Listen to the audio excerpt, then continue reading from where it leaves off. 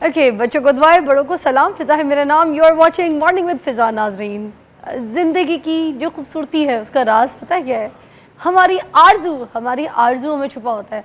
हर इंसान के दिल में कोई ना कोई ख्वाहिश ऐसी, कोई आरज़ू, कोई ऐसा चाह पलती रहती है कि भाई मुझे ये मिल जाए, ये हो जाए, यूँ हो जाए। मगर सवाल ये बनता है क्या हर आरज़ू को हासिल किया जा सकता है नाज़रीन? और अगर नहीं तो फिर क्यों? आज हम इस बारे में बात करेंगे कि आरज़ू और हासिल आरज़ू मतलब ख्वाहिश से हकीकत तक का जो सफ़र है नाज़रीन, क्या सिर्फ ख्वाब देखना काफ़ी है या फिर इस ख्वाब देखने के बाद इस पर मेहनत करना भी ज़रूरी और फिर साथ कुर्बानी भी? क्या हर आरज़ू हमारे लिए बेहतर होती है? कुछ ख्वाहिशें हमें गलत रास्ते पर भी तो ले जाती हैं और कुछ ख्वाहिशें हमें बहुत अच्छे रास्ते पर ले जाती हैं। तो इस खूबसूरत और गहरे मौजू के ऊपर बात करेंगे आज। हमारे साथ मौजूद है साहिबजादा काशिफ महमूद वासिफ साहब के साहबजादे और बहुत अच्छा एलैबोरेट करेंगे। अस्सलाम वालेकुम। वालेकुम अस्सलाम। आपने जितना खूबसूरती से एलैबोरेट किया ना, आपको तो अल्लामा फ़िज़ा कहना चाहिए अब। जबकि समझा आपसे अभी थोड़ी देर पहले ही था। वो कहते ना थोड़ी देर पहले ही मुझे लुकमा मिला था, ये लफ्ज़ भी मुझे इन्हीं से मिले थे अभी सारे एलैबोरेशन के। तो वो साथ साथ फिर मैंने कहा पूछते जाऊंगी, सफ़र चलता जाएगा। टॉपिक इसी तरह से डिज़ाइन होते हैं, मैं आपके साथ पूछती हूँ, आपके साथ सीखती हूँ। जी बजा फरमाइए। तो ये जो हासिल आरज़ू का सफ़र है, जो आरज़ू से शुरू हुआ है फिर हासिल आरज़ू, इसका ज़रा हमें ब्रिज बता दें, ये कैसे क्रॉस होगा? इंसान की ना सृष्ट में रखी हुई है ये बात, आरज़ू करना, चाहना। अब कहते हैं कि अगर आरज़ुएं घोड़े बन जाएं तो हर अहमक जो है ना वो शाह सवार कहलाएगा। आरज़ू के घोड़े पे बैठा होगा, आरज़ू भगा के लेके जा रही है क्योंकि वो उसके हाथ में कंट्रोल नहीं है उसका घोड़े का। तो कहते हैं जितने अहमक लोग हैं ना वो आरज़ुओं के पीछे भागना शुरू करते हैं और उनको पता नहीं होता किस आरज़ू के पीछे जाना है और कितना जाना है और क्यों जाना है। इसलिए तो हमें अल्लाह ताला ने ना बड़ी सिमेट्रिकल खूबसूरत सी ना एक लाइफ डिज़ाइन करके दी हुई है, क्योंकि ये डिज़ाइन किसी मुहक्किक ने, किसी आलम ने, किसी थिंक टैंक ने नहीं बनाई हुई। ये चीज़ें हमें अल्लाह ताला ने ऐसे डिज़ाइन करके दी हैं जिसके बीच में एरर भी नहीं है। एरर भी नहीं है। मैं ये बता दूं आपको, आरज़ू आपकी कोई पुप्पी का घर नहीं है जहाँ पे आपने आलू गोश्त खाने जाना है। ये आरज़ू जिसके बारे में वो बयान कर रहे हैं ना, उसको आप गौर से सुने। जी हाँ, ये आपकी ख्वाहिश है, आपकी ख्वाहिश है, आपकी आरज़ू है, आप ये चाहते हैं ज़िंदगी गुजारने के लिए, कई आरज़ू आपकी चाहते होती हैं। अब देखें कि अगर एक बंदे ने एक ख्वाहिश की है, एक आरज़ू की है, वो अगर पूरी हो जाए तो वो सक्सेसफुल मानता है अपने आप को, और अगर वही पूरी ना हो तो वो अपने आप को लूज़र मानना शुरू कर देता है। शिकस्त हो गई, मुझे मेरी आरज़ू नहीं मिली। अब आरज़ू का नाम आरज़ू ना रखे तो आरज़ू का नाम कोई भी रख लें, किसी भी चीज़ का नाम आरज़ू था ना, मेरे इसलिए भी वो उसी में लगा। अच्छा, हम ख्वाब तो बड़े देखते हैं काशिफ साहब। एक ख्वाब होता है जो हम जागते हुए देखते हैं, हम सो नहीं रहे होते उस वक्त, हम महसूस कर सकते हैं उस ख्वाब को, बल्कि उस ख्वाब को बिल्कुल ऐसे सामने देख भी सकते हैं। समटाइम्स हम उस ख्वाब को फील करते हैं, जागती हुई आँख से हम ये पता कर रहे होते हैं, हमें पता होता है, हमें फीलिंग्स हो रही होती है। क्या ये वाला ख्वाब देखना सही है? ख्वाब तो जागती आंखों के बहुत अच्छे होते हैं, ज़रूर देखने चाहिए। उसमें फीलिंग्स का भी पता चलता है सर। आप ज़िंदगी में अगर कुछ अपने लिए प्लान नहीं कर रहे हैं, हमारी एक टीचर होती थी, वो कहती थी अच्छा बुरा ख्याल एक और बात है, पहले ख्याल तो होना चाहिए कि आप सोच क्या रहे ज़िंदगी में। अगर ये पॉइंट आपके पास नहीं है तो फिर तो आपकी ज़िंदगी का कोई मकसद नहीं है। मैंने शादरा जाना है, टैक्सी वाले को पैसे दे दिए, शादरा चली तो गई, मगर किस मकसद से जाना है जब पता ही नहीं है, तो शादरा जाके टैक्सी वाला कहेगा जी बाजी किराया, मैंने किराया दिया, मैं वहीं खड़ी रहूंगी। बिल्कुल ठीक बात है। वापस दूसरी टैक्सी पकड़ूंगी, वापस आ जाऊँ। मैं गई क्यों थी? इसलिए कि हमारी आरज़ुएं ना दूसरों को देख के ज़्यादा बन रही हैं। उसको अमीर को देख के ज़्यादा बन रही है, बहुत अमीर को देख के और ज़्यादा बन रही हैं। जितनी भी कॉस्मेटिक्स की दुनिया है ना जी, आरज़ुओं के सर पे चल रही है ना।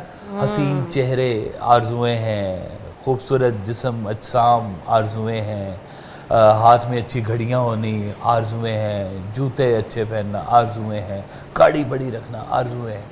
और इस आरज़ू के पीछे इंसान पागल होके फिर रहा है। आपको पता है ये आरजू से ना आप अमीर गरीब डिसाइड कर सकते हैं। जिस आदमी की आरजू हो और आरजू उसकी छोटी हो और हासिल बड़ा हो, मतलब से आपके अकाउंट में 10 लाख रुपए पड़े हुए हैं और आपने पिज़्ज़ा खाना है, तो आप कहेंगे वेल डन, अभी मंगाओ, खा लेते हैं पिज़्ज़ा। तो ये वाली आरजू आपकी एकदम से पूरी हो गई, लेकिन आपके पास हासिल पड़ा हुआ है पीछे, तो आप अमीर हैं फिर भी कि मेरे पास हासिल ज़्यादा है, आरजू छोटी थी। कईयों की आरजुएं उनके औकात से बड़ी होती हैं कि ये मेरी आरजू है कि मैं जनाब मेरे अकाउंट में 25 करोड़ रुपए होने चाहिए, फ़र्ज़ किया ऐसे मिसाल दे रहा है, इतने तो इकट्ठे मैंने कभी देखे भी नहीं। तो लेकिन अब ये आरजू एक वहम है, कयास है, इसका इससे सफ़र बहुत दूर है। आपका हासिल क्या है? कहते हैं वो लोग अमीर हैं जिनका हासिल ज़्यादा है और ख़र्च कम है। अपनी चादर देख के पाँव फैलाओ हमेशा से कहा जाता है, सबको कहा जाता है। तो वो चादर क्या होती है कि आपका इस वक्त की आपकी जो सूरत हाल है उस पर काबू पाना। बड़ी हो जाए बड़ी चादर ले लें, बड़ा फैल लें। छोटे घर में गुजारा होता था तो बड़े घर ले लिया। अब मुझे बताएं, हाँ। एक ख्वाब होता है छोटा ख्वाब, एक ख्वाब होता है बड़ा ख्वाब। मोटिवेशनल स्पीकर्स जितने भी होते हैं वो कहते हैं बड़ा बड़ा ख्वाब देखो, इतने बड़े बड़े ख्वाब, बड़े बड़े, ठीक है, जितने बड़े हाथ फैलाते जाते बड़े ख्वाब। अब वो जो बड़ा ख्वाब देख रहे हैं वो इंसान को कामयाबी की तरफ लेकर जा रहा है या परेशानी की तरफ लेकर जाता है? हम आराम हासिल करने की ख्वाहिश में बेआराम हो रहे हैं। ख्वाहिश क्या है? आराम मिले। और उस आराम को हासिल करने के लिए हम बेआराम हुए जा रहे हैं, दिन रात काम किए जा रहे हैं कि हमें आराम मिले। तो सोचने वाली बात यह है कि किन चीज़ों पे कितना फोकस करने की ज़रूरत है। अल्लाह ताला ने आपको एक लाइफ दी है। कहते हैं कि वो शायद मैंने आपको पहले कभी कहानी सुनाई थी कि एक दफ़ा ना वो एक चीता और कछुआ जा रहे थे इकट्ठे। तो चीता तो बहुत तेज़ चलता है, कछुआ बहुत स्लो चलता है। तो उसने कहा कि तुम बड़े कछुए दाना आदमी, बड़े मशहूर हो कि तुम्हारा विजडम बड़ा होता है, तुम्हारा विजडम क्यों है? तुम तो बहुत स्लोमो हो। उसने कहा अच्छा एक काम करो, मुझे बताओ कि वो पहाड़ की चोटी नज़र आ रही है? उसने कहा हाँ। उनका जाके वहाँ से आ सकते हो? उन्होंने कहा लो अभी मैं गया। चीते ने एकदम से जनाब दौड़ लगाई और गया चोटी को, तो हाथ लगा फटाफट वापस आ गया। उसने कहा देखी मेरी स्पीड तुमने, कितनी मैं जल्दी होके आ गया हूँ। कछुए ने कहा होके तो आ गया, अच्छा मुझे ये बता रास्ते में फूल कौन कौन से थे? रास्ते में दरख्त कौन से थे? रास्ता म्यारी था या गैर म्यारी था? उन्होंने कहा ये मुझे नहीं पता, मुझे तो ये पता था बस उधर जाना है मैंने। जिंदगी का लुत्फ खत्म कर देती हैं बाज़-औक़ात आरज़ुएं आप। बिल्कुल सही कह रहे हैं। तो आप जिंदगी को जिंदा भी तो रहे ना। कहते हैं एक दरवेश था, वो प्याले में ना रोटी भिगो के खा रहा था। बादशाह सलामत गुजरे, उन्हें देखा दरवेश पानी में रोटी डुबो के खा रहा है। तरस आया दरवेश पे। उसने कहा कि बाबा जी मैं आपका बादशाह सलामत हूँ, मुझे बताएं मैं आपके लिए कुछ कर सकता हूँ? उन्होंने कहा ज़रा साइड पे हो ना, सूरज की रोशनी तो मेरा हक है, ये तो पहले आने दे मेरे तक, ये तो मेरी है। अब अगली बात ये है कि मैं अगर रोटी भिगो के खा सकता हूँ तो तू मेरे लिए क्या कर सकता है? मैं तो इतना भी खुश हूँ कि मैं इस हाल में भी अपने रब का शुक्र अदा कर रहा हूँ कि मुझे जो मालिक ने दिया है मैं इसमें अमीर हूँ, मेरी ख्वाहिशात नहीं पड़ी हुई। तू ख्वाहिशात का गुलाम आदमी है, तुझे एक सल्तनत के बाद दूसरी सल्तनत चाहिए। वाह वाह वाह वाह। तो हम जैसे जैसे अपनी आरज़ुएं महदूद करना शुरू करते हैं ना, हम अपनी ज़िंदगी को आसान कर रहे हो। बेसिकली प्लान्स बनाए, परेशानी में अपने आप को बस सब कहा करते थे छोटे प्लान्स बनाओ, छोटी छोटी खुशियाँ हासिल कर लो। सक्सेस हुई है एक और प्लान बना लो, छोटा सा प्लान बनाओ, उसको पूरा करो। अब तुमको नहीं जी मेरे पास इतने पैसे होंगे तो मैं फिर अल्लाह मियाँ कहता है अच्छा फिर हैवी दे दे वापस। सही बात है। खुशदार इंसान बनने के लिए खुश रहना भी बहुत ज़रूरी। छोटी छोटी खुशियों को पॉकेट में ऐसे डाल के ना, ऐसे झोली में भर लें और बस उसको लेके ना पहले खुशी हासिल करें। ब्रेक के बाद मिलते हैं, बड़ी खुशी मिलती है ब्रेक लेके।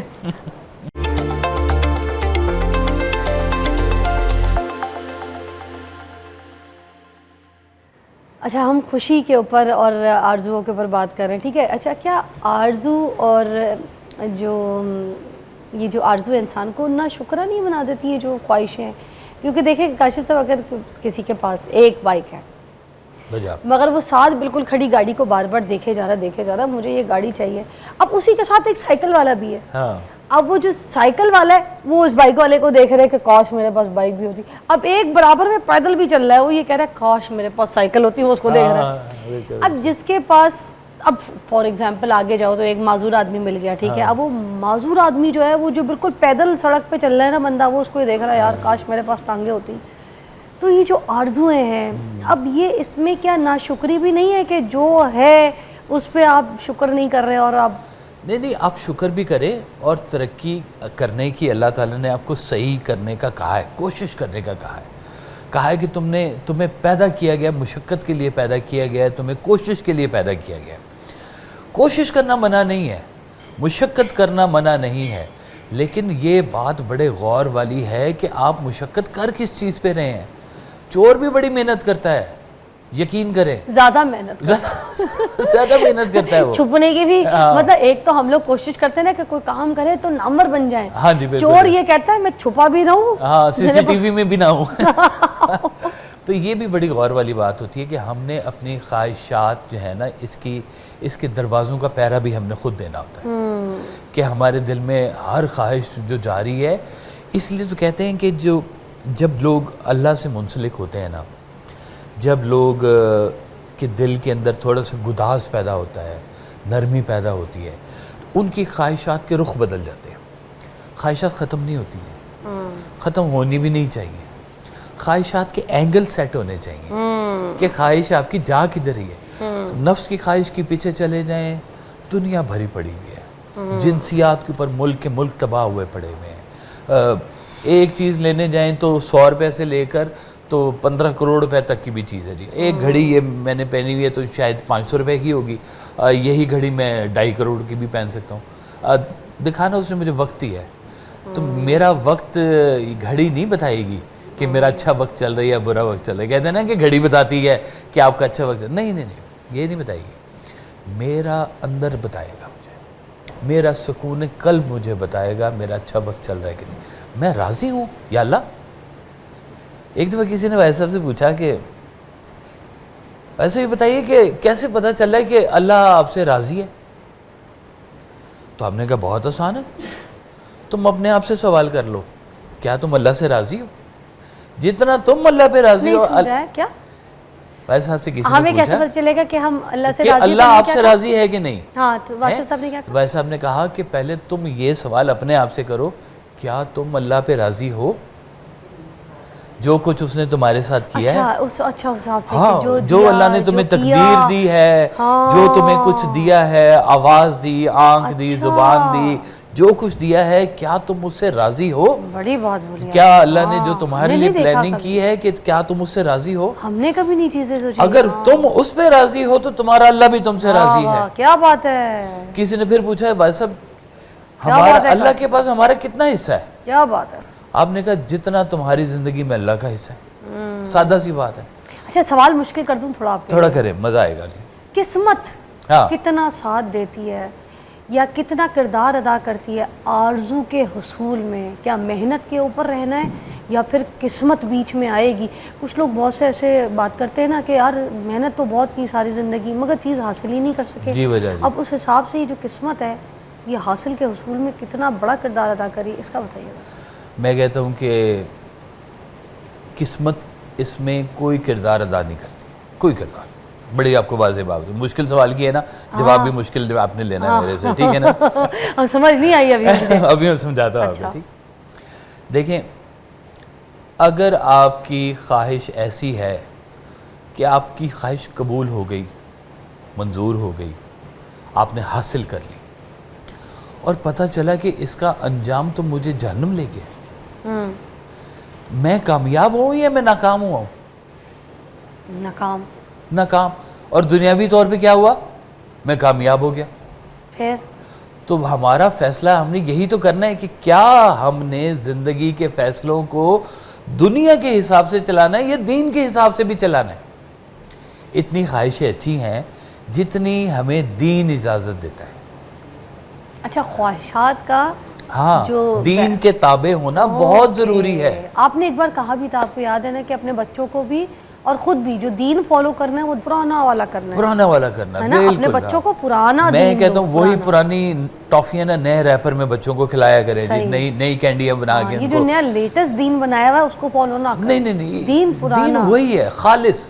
जिस दिन सरकार दो आलम सल्लल्लाहु अलैहि वसल्लम ने फरमा दिया था ना कि आज मैंने तुम पर दीन मुकम्मल कर दिया, जब खत्म नबूवत हो गई थी, खत्म, और लग उसके गया ऊपर था, स्टैंप हो गई बात, हो गई। हाँ, अब इससे आगे जितनी भी तौजीहात है ना वो हमारी अपनी बनाई हुई है, हमारी अपनी ज़रूरियात हैं, हमारे अपने माशरे की ज़रूरियात, हम उसके बीच में छोटे छोटे अमेंडमेंट्स करते रहते हैं, एडिशनल हैं, कई ज़रूरी हैं, कई गैर ज़रूरी हैं, सारी बात। एक और चीज़ मैं आपसे पूछना चाहूँगी, जैसे अगर मैं बात करूँ इस गा के आपको समझाती हूँ, आपको समझ आ जाएगा। जैसे दिल की ये आरज़ू है कोई दिलरुबा मिले, फिर इस आरज़ू, मैं इसके जवाब में गा के नहीं आपको तहतुल लफ्ज़ में सुना देता समझ गए ना किस आरज़ू की बात कर रही हूँ? जी बिल्कुल जी बिल्कुल। वो कहते हैं कि ए रहबर कामिल चलने को तैयार तो हूँ पर याद रहे उस वक्त मुझे भटका देना जब सामने मंजिल आ जाए। ठीक है, आपकी पसंद, हाँ, ख़ास तौर पे नौजवानों की, लड़कियों की पसंद, लड़कियों की लड़कों की पसंद, अल्लाह माफ़ फरमाए, जाके कभी आप ना अदालतों के रजिस्टर चेक करें, डाइवोर्स केसेस जितने हैं 70% आपकी मोहब्बत की शादियां लगी फिर रही हैं बीच में।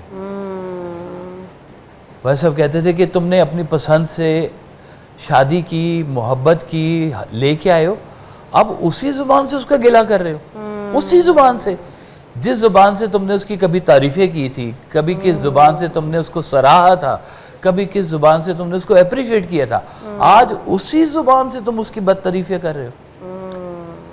क्या है तुम्हारी ख्वाहिश? ये तो ख्वाहिश नहीं, ये तो कोई नफ्स ही लगता है और तो कुछ भी नहीं लगता। दिल की ख्वाहिश जो होती है ना, दिल की ख्वाहिश, इंसान को ये ना बड़ा एक सोचने वाली बात है। हमारे दिल में रहमान भी हो सकता है, शैतान भी हो सकता है। जब शैतानी ख्वाहिशात आपकी बढ़ना शुरू होती है ना, तो फिर आपको और तरह का हुस्न नजर आएगा, और तरह के जलवे नजर आएंगे। दिल में जब रहमान होता है ना, तो आपका अंदाज़ नज़र बदल जाता है। हो सकता है कि आपको ज़ाहिरी हुस्न, कई लोग कहते हैं कि हमारी बीवी जी फ़लानी एक्ट्रेस जैसी होनी चाहिए, है ना जी। मेरे बच्चे आते रहते हैं मेरे पास इस तरह के, है ना, फ़लानी माँ मेरी कहती है जी वो ड्रामा आजकल बड़ा मशहूर है ना, वो उस तरह की हीरोइन होनी चाहिए है। और मैं कहती हूँ वो तो उसी ड्रामे में मिलती है, ये तो आपने अपने घर के हिसाब से देखनी है। ज़्यादा से ज़्यादा अच्छे घर जो चलते हैं ना, वो चलते हैं कि मिजाज करीब करीब के हों, थोड़ा सा फ़र्क हो ऊपर नीचे वाला मिजाजों में है, ताकि ये भाई अलग अलग भी हो, हाँ, कि एक ही जैसा चलता रहेगा सीन में। भाई चले एक थोड़ा सा अमीर है, एक थोड़ा सा गरीब है, फासला कम है, अच्छा, मैरिज अच्छी हो जाएगी। ठीक है। लेकिन अगर आप कहें ना कि एक बिल्कुल वो टॉप पे है और एक बिल्कुल वो ज़मीन पे बैठा हुआ है, तो ना बच्ची को समझ आएगी कि उधर कैसे बिहेव करना है, ना उनको समझ आएगी इनके साथ कैसे बिहेव करना, सुकून में रहेगी ना वो रहेगा, तो पूरा घर एक कियोस का सिस्टम बन जाएगा।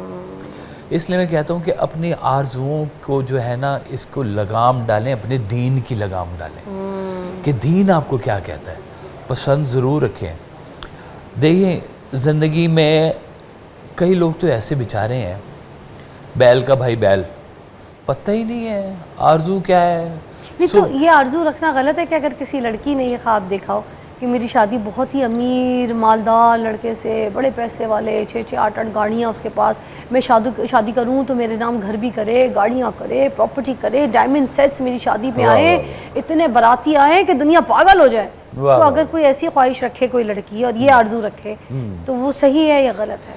आपको एक आपको पक्का वाकया सुनाता हूँ। एक दरवेश थे, उनके पास एक साहब है, पॉलिटिक्स में थे। उन्होंने कहा जी मैं चाहता हूँ कि मैं गवर्नर लग जाऊँ। आपने कहा हम दुआ करते हैं तुम्हारे लिए, अल्लाह तुम्हें गवर्नर लगाए। कुछ अरसे बाद कुछ इस तरह का एटमॉस्फेयर बना कि वो गवर्नर लग गया।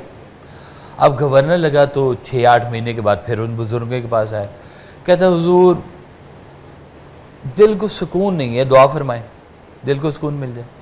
तो उन्होंने कहा बेटा तुमने गवर्नरी मांगी थी, दिल का सुकून नहीं मांगा था। क्या बात है। तो एक ब्रेक के बाद मिलते हैं। आरजू के ऊपर बात कर रहे हैं, हासिल ना हासिल वो तो आपकी मेहनत के ऊपर है, मगर हम डिस्कस ज़रूर कर रहे हैं, सीखें कैसे आपको आपकी हासिल आरजू जो है वो आपके पास मिल सकती है। ब्रेक के बाद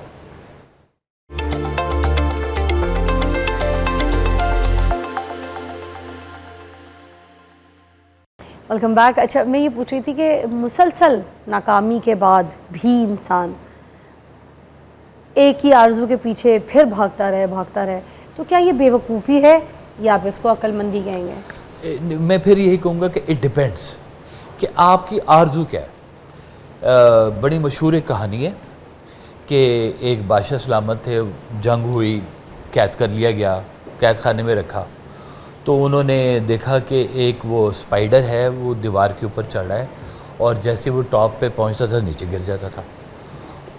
फिर वो उठा, फिर ऊपर गया, फिर नीचे गिरा। कुछ 10, 15, 20 मरतबा उसने ऐसे किया और उसके बाद वो स्पाइडर खिड़की से बाहर चला गया। तो बादशाह सलामत ने देखा कि ये एक स्पाइडर होके तो अपने लिए इतनी एफर्ट कर रहा है, मैं बादशाह होके यहाँ पे क्यों इतना मजबूर बैठा हूँ। उसने वहीं पे बैठ के प्लानिंग करनी शुरू कर दी, ये करना शुरू कर दिया और एक टाइम आया कि उसने अपनी सल्तनत वापस ले ली। तो ये आरजू के पीछे किस हद तक जाना होता है ये आपके मकसद के ऊपर भी बहुत डिपेंड करता है। मैं तो आपको बता रहा था कि कुछ बेचारे ऐसे होते हैं कि बैल का भाई बैल पता ही नहीं होता, सुबह निकले हैं रोज़ की तरह, वही नौकरी है, वही आना है, वही जाना है, मजबूरी है। जैसे बैल को नहीं जोता होता, उसके साथ एक और बैल लगा दे बैलगाड़ी में, है ना जी, तो वो दोनों को रोज़ छांटे पाड़े हैं और वो अपनी ऐसे आंखें बंद है और वो चलते जा रहे हैं। वो कहते हैं ना घोड़े की आंखें ऐसे की होती है ताकि उसका ना फोकस इधर उधर ना देखे, कहीं और ही ना निकल जाए वो, है सही होला। तो ये जो फोकस है ये बहुत अच्छी चीज़ होती है इंसान के लिए, लेकिन फोकस किस पे करना है, यहाँ पे हमारा दीन, हमारा मज़हब हमारी रहनुमाई करता है। कुछ लोग होते हैं जिन्होंने अपनी ख्वाहिशात को अल्लाह के ताबे किया होता है कि या अल्लाह, जैसे हम दुआ करते हैं कि या अल्लाह मेरी ख्वाहिश है, अगर तो ये अच्छी है तो ये कबूल फरमा ले, अगर इसमें मेरी बेहतरी है। इसमें जैसे वो लोग इस्तिखारा नहीं करते, इस्तिखारा उसी तरह उस इस्तिखारे की जो दुआ है ना, उसका जो मफहूम है वो मैं आपको बताता हूँ कि या अल्लाह मैं नहीं जानता, तू जानता है,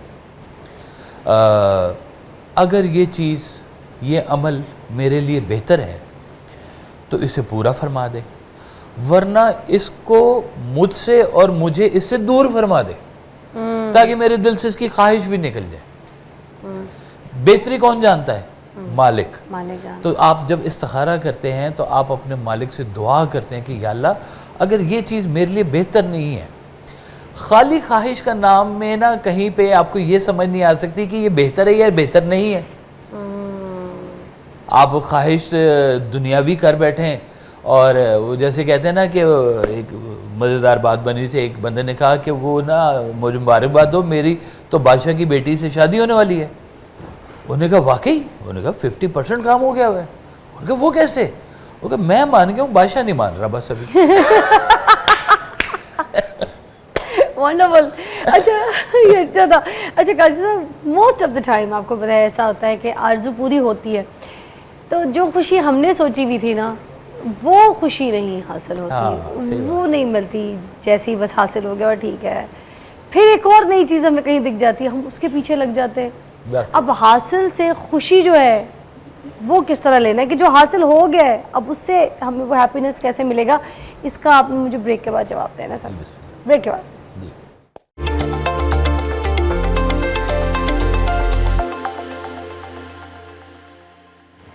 काशिफ भाई, जो हासिल हो गया है अब उससे खुशी कैसे हासिल कर सकें, क्योंकि हम तो दूसरी चीज़ों के पीछे भाग रहे हैं, अब कुछ और हासिल हो जाए। देखें जी, मुझे याद है कि जब मैंने 3rd ईयर में गया ना तो मुझे मेरे वाले साहब ने FX एक गाड़ी थी वो लेके दी, उसमें AC भी नहीं था, ठीक है, लेकिन मैं जब उसको ख़ुद से ड्राइव करके निकला ना घर से बाहर तो मुझे ऐसे लगता था मैं सिकंदर आज़म हूँ। इतनी खुशी, मेरी अपनी गाड़ी मैं खुद ड्राइव करके लेके जा रहा हूँ। आज 10 गाड़ियाँ ख़रीद लूँ मुझे वो खुशी नहीं मिलती। भाई साहब कहते थे कि एक बच्चे को गुब्बारा फाड़ के जो खुशी मिलती है ना, सारी ज़िंदगी दोबारा वो खुशी नहीं मिलती। हम लोग सख्त हो जाते हैं, हमारे दिल के जज्बात सख्त हो जाते हैं, हमारी वो मासूमियत ख़त्म हो जाती है जो खुशी देती है हमें। वाह, सही कह रहे हैं। हमारी आरजुएं हमें बेदर्द बना देती हैं। हम अपनी आरजुओं को पूरा करने के लिए लोगों को कुचलते हुए गुजरते जाते हैं। और मुझे बताएं इसके बाद आपको राहत कैसे मिलेगी? जब आपकी आरजू कहते हैं कि अब आपके करीब लोग हैं सारे, आपकी बहन भाई माँ बाप रिश्तेदार अजीज़, आपके करीब मोहब्बत वाले रिश्ते हैं, आप कहें कि इन सबको मैं छोड़ के तो मैं कामयाब हो जाऊं। आप मुझे बताएं ये कौन सी कामयाबी है? क्या निकलेगा इस कामयाबी का? तन्हाई, डिप्रेशन, यही कुछ ही निकलना है इसका अंजाम, तो और तो कुछ भी नहीं निकलेगा। लिहाजा तन्हाइयाँ, आरज़ुओं में तन्हाइयाँ ना तलाश करें, आरज़ुओं में खुशियाँ भी तो तलाश करें। किसी को खुशी मिलती है कि मेरी आरज़ू में इस दफ़ा कि इतने सर्दियों में कंबल तकसीम करूं, उसको कितनी खुशी मिलती है। ये नेचुरल खुशी है। किसी गरीब को खाना खिला के नेचुरल खुशी मिलती है आपको। हो सकता है आपको बहुत महंगा सोने का सेट पहन के वो वाली खुशी ना मिलती हो जो किसी गरीब को दे के और उसकी आंख से शुक्राने के आपके लिए 2 आंसू निकल आएंगे, तो यकीन करें आपके दिल को जो खुशी मिलेगी ना, वो बड़े बड़े महंगे होटलों में खाना खाने से वो खुशी नहीं जब आपके पेरेंट्स या आपका कोई आपका बड़ा, आपके अब्बू या अम्मी कोई भी अस्पताल में होते हैं और बिल्कुल डॉक्टर जवाब दे देते हैं, मगर उसके बावजूद वो जो है ना डॉक्टर की काविशों से, अल्लाह की मर्ज़ी से, फिर जब वो सेहतयाब हो के उस पोजीशन में और डॉक्टर उनको कहता है कि मुआवजा हो गया, शी इज़ फाइन और ही इज़ फाइन, और उनको जब घर लेके जाते हैं, वो खुशी कैसी होती है आप बताएं? देखिए, उस खुशी का शुक्राना अल्लाह को अदा करना होता है ना। और ऐसे लोगों को बड़ी खुशियाँ मिलती हैं, ऐसा होता है। अपनी हर आरजू के पूरे होने पे अल्लाह का शुक्र अदा करें। आपकी आरजुएं आपके अल्लाह के ताबे होना शुरू हो जाएंगे। ऐसे लोगों को ना आरजुओं के पूरे और पूरे ना होने में ना गम कम होता है। बड़ी आरजू करोगे, फ्लॉप होगे, रोना रोगे, रोगे पीटोगे, ये हो गया वो हो गया। कभी उसको अल्लाह की मंशा मान के देखो कि शायद तुम्हारे लिए अल्लाह ने इसमें बेहतरी रखी हुई थी। काशिफ भाई, शुक्राना कैसे करते हैं अगर किसी आरजू का पूरा हो जाए और उसका वो हासिल भी हो जाए? अब उसका शुक्राना कैसे करना है? उसी का शुक्राना उसी अमल में छुपा हुआ होता है। कैसे? जैसे कहें कि आपने मांगे पैसे मिल गए, तो पैसों में शुक्राना क्या है कि उसमें से थोड़ा सा अल्लाह का हिस्सा रख लें, ठीक हो गया। अच्छा, ठीक। अगर आपको चाहिए थी पावर मिल गई, पावर को थोड़ा सा डेलीकेट करें, लोगों के लिए आसानी पैदा करें। क्या मतलब? पावर को कैसे? पावर को डेलीकेट करना ये होता है ना कि आपको पावर मिली है, इसको लोगों की बेहतरी के लिए इस्तेमाल करें। कहते हैं बादशाह सलामत से नमाजों का बाद में पूछा जाएगा, पहले उसकी हुकूमत का पूछा जाएगा उससे। तो मैं पावर दी थी, मैंने क्या किया तुमने उस पावर का? वो कहा जी मैंने तो अपना ही काम किया। उन्होंने कहा तेरे ना तेरी नमाजें किसी काम की, ना तेरी पावर किसी काम की। जितने जो लोग पावर में, इन सबका हिसाब उनकी पावर के हिसाब से भी होगा कि जो दिया था पावर, उसका कैसा इस्तेमाल किया तुमने। तो हम ख्वाहिशात को ना बहुत सोच समझ के देखना चाहिए। हमारे दिल की ना बिल्लियों की तरह उछलता है, इस चीज़ पे भी उछलेगा, उस पे भी उछलेगा, उस पे भी। मैं कभी बच्चों के साथ बैठा हो ना, मैं कहूँ यार अच्छा यार कोई गाड़ी चेंज करनी है, तो फ़र्ज़ करें मेरा बजट है ना कि मेरी आल्टो आ सकती है, फ़र्ज़ की छोटी गाड़ी, तो कहेंगे अच्छा पापा इसमें इतने पैसे थोड़े से और डाले तो ये ले ले। फिर दूसरा कहेगा अच्छा अगर ये ले रहे तो फिर इसमें से ये डाल के वो क्यों नहीं ले लेते। वो पता चलता है कि वो वहाँ तक पहुँचे भी जहाँ तक मैं पहुँच ही नहीं सकते। हर ख्वाहिश ऐसी, हर ख्वाहिश पे दब निकले। थैंक यू सो मच, बहुत शुक्रिया काशिफ भाई जी। बिस्मिल्लाह, अल्लाह को सलामत रखे जी, बहुत शुक्रिया। अच्छा जी, आरज़ू करें, बिल्कुल करें, मगर आहिस्ता आहिस्ता कामयाबी की सीढ़ियाँ चढ़ें। हमेशा यही ना सोचें कि सीधा एक ही स्टेप में आपने एंड तक पहुंच जाना है। सीढ़ियाँ चढ़ के आस्ता आस्ता हमेशा ऊपर चढ़ा जाता है, ताकि हर सीढ़ी का जो स्टेप है ना उसको आप इंजॉय करें। एक एक स्टेप, पहले छोटी गाड़ी आएगी उसको इंजॉय करें, फिर उससे बड़ी आ जाएगी उसको इंजॉय करें, फिर उससे बड़ी आ जाएगी उसको इंजॉय करें, फिर लग्जरी गाड़ियों की तरफ चले जाएँ, फिर हर गाड़ी को इंजॉय करते करते आप इंजॉय करें। अगर आपको एक ही बार में लग्जरी गाड़ी मिल गई ना, तो फिर आप उसको, आपके लिए वो वैसी हो जाएगी जैसे नॉर्मल सी चीज़, कुछ भी नहीं है, उसकी एक वैल्यू ख़त्म हो जाएगी आपके आगे। तो जो स्टेप जिस तरह के सीढ़ियों के ना, उसको चढ़ चढ़ के आराम आराम से जाएं, चीते की और जो स्टोरी हमें अभी यहाँ पे काशिफ साहब ने बताई ना, उसको सोचें, बिल्कुल सही समझाइए।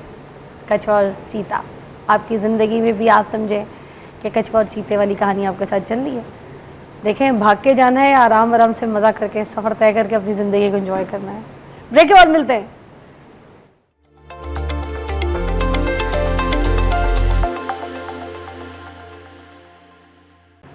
Welcome back, you watching morning with Fiza. नाज़रीन, मेरे पास जिस सेगमेंट में अभी मेहमान हैं जिनसे मैंने जिस टॉपिक पे बात करनी है बड़ा इंपॉर्टेंट है। आप इस टॉपिक को ख़ास तौर पे सुनिएगा नाज़रीन, क्योंकि बहुत सारे जो इश्यूज़ हैं, हमारे छोटे बच्चे होते हैं ना घर में, उनको पेट से उठते हैं, पेट से शुरू होते हैं। जैसे अगर आप बीमारियां ले लें, कोई ऐसी चीज़ें जो गंदी चीज़ बच्चों ने मुंह में डाली, कोई ऐसी चीज़ खा ली, ठीक है। अब बच्चे, आपको पता है, उनके हाथ में भी जर्म्स और डस्ट बहुत ज़्यादा लगती है और फिर उससे जरासीम से सारी बीमारियां जो है वो पैदा होती हैं, और सारी बीमारियां पैदा होती हैं पेट के अमराज से। मगर अभी जब डॉक्टर साहब यहाँ पर बैठ रहे थे तो मैंने इनसे जब बैठ के कुछ इसी टॉपिक के ऊपर बात की तो उन्होंने मुझे आज एक नई चीज़ बताई कि गंदम की एलर्जी भी बच्चों को होती है। और जो बहुत से बच्चे जिनकी हाइट नहीं बढ़ती और माएँ परेशान हो रही होती हैं कि बच्चे की हाइट क्यों रह गई है, इसका कद क्यों नहीं बढ़ा, फिर ख़ानदान में वो बड़ा हो जाए तो उसका कद का इशू आ जाता है कि भाई क्यों इसके कद पे काम क्यों नहीं किया, ऐसी कौन सी नशोनुमा थी जिसकी वजह से इसकी हाइट रह गई। वो वजह ये होती है, जैसे एक तो पेट के अमराज जिसकी वजह से बच्चों को भी न्यूट्रिएंट्स नहीं मिल रहे। बच्चा तो अपनी तरफ से वो दूध के भर भर के माए उसको उनको गिलास भी पिला रही हैं, उनको कैल्शियम भी खिला रही हैं, मक्खन भी खिला रही हैं, देसी घी भी खिला रही हैं, हर किस्म के मेवेजात खिला रही हैं। वो कहते हैं ना बच्चा खाया पिया है, मगर उसके बावजूद ऐसी कौन सी नशोनुमा जो थी वो रह गई अंदर के बच्चे की हाइट कम हो गई। उनमें एक चीज़ गंदम भी है कि अगर किसी बच्चे को गंदम की एलर्जी है किसी बच्चे को, तो फिर उसकी हाइट नहीं बढ़नी। तो ये सारी चीज़ों के बारे में पूछते हैं ना हम। अस्सलाम वालेकुम, डॉक्टर शहराम मेरे साथ मौजूद हैं और चाइल्ड स्पेशलिस्ट हैं, किसी तारुफ के मोहताज नहीं है, तो आज इनसे सारे सवाल करेंगे। जी सर, ये सबसे पहले इधर से शुरू करते हैं कि बहुत सारी चीज़ें सुनी हैं, मगर ये गंदम की एलर्जी बच्चों की हाइट नहीं बढ़ने देती, इसके बारे में बताइएगा ज़रा। देखें, गंदम की एलर्जी जो होती है ना, बेसिकली लोगों को, ये हमारी डाइट का जो मेजर चंक है जो हम ज़्यादातर लोग खाते हैं वो गंदम ज़्यादा खाते हैं। रोटी खा ली, ब्रेड खा ली, तो उसमें एक ख़ास किस्म का मादा होता है जिसे ग्लूटेन कहते हैं। तो ग्लूटेन के बाद बच्चों को एलर्जी होती है, तो उसकी वजह से जो बच्चों में होती है ना, वो अब्जॉर्प्शन चीज़ों की, मल्टीविटामिन्स की, प्रोटीन्स की, वो नहीं होती, तो जिसकी वजह से बच्चों की ग्रोथ अफेक्ट होती है। सबसे इम्पॉर्टेंट जो सिम्टम्स हैं, जो मोस्ट कॉमन सिम्टम्स आते हैं, बेसिकली ये ऑटोइम्यून डिजीज़ है। ऑटोइम्यून डिजीज़ ये होती है कि हमारे जिस्म की जो चीज़ें होती हैं हमारे जिस्म के अंदर ही उस पर अटैक करना शुरू कर देती हैं। हमारे अंदर की चीज़ें हमें अटैक करना, मतलब हम लोग कहते हैं मसलन जैसे कि आपकी अपनी ही आर्मी आपकी मुल्क पे अटैक कर दे। अच्छा, इस तरह की, इसको कहते हैं ऑटो मीन सेल्फ, इम्यूनिटी, अपनी कुव्वत मुदाफ़त आप ही के ख़िलाफ़ काम करना शुरू करते हैं। अच्छा, तो उसमें ये होता है कि गंदम में एक ख़ास किस्म का मादा होता है, प्रोटीन्स होती हैं जिसको ग्लूटेन कहते हैं। जो ग्लूटेन होता है वो जिस्म की जो आंतें होती हैं, आंतड़ियाँ होती हैं, इंटेस्टाइन्स होती हैं, उस पर असर करता है, जिसकी वजह से हमारे विलाई होते हैं। विलाई ये होता है, आप ये समझ लें जिस तरह एक तौलिया है, तौलिया के ऊपर बुर होती है ना, इस तरह आंतड़ियों के ऊपर एक बुर होती है जो कि जिस्म की दूसरी जो हम ग़िज़ा खाते हैं उसको हाज़मे में मदद देती है। तो जब वो इस ग्लूटेन से इन्फेक्शन हो जाती है, एलर्जी हो जाती है, तो वो विलाइज स्लफ ऑफ हो जाती हैं, गिर जाती हैं, ख़त्म हो जाती हैं, जिसकी वजह से अब्जॉर्प्शन नहीं होती। अब्जॉर्प्शन ना होने की वजह से एक तो बच्चे की ग्रोथ मुतासर होती है, और इसके अलावा ज़्यादातर जो बच्चे हमारे पास प्रेजेंट करते हैं, जो मोस्ट कॉमन कंप्लेंट है गंदम से एलर्जी की, जिसे हम सीलिएक डिजीज़ कहते हैं, वो होते हैं बच्चे बार बार डायरिया के साथ प्रेजेंट करते हैं। और उसमें हम माँ बाप से ये पूछते हैं कि आपका जो बच्चा है जो पखाना कर रहा है, जब इसको साफ़ करती हैं तो वो आयली तरह तो नहीं होता, आपके हाथ तो नहीं चिपकते जब आप साफ़ करती हैं, या आप जब इसका ये जो साफ़ करती हैं, जो टब को साफ़ करती हैं, तो वो लगा तो नहीं रहता, बार बार पानी तो नहीं डालना पड़ता। ये कॉमन सिम्टम्स हैं जो हम माँ बाप से पूछते हैं।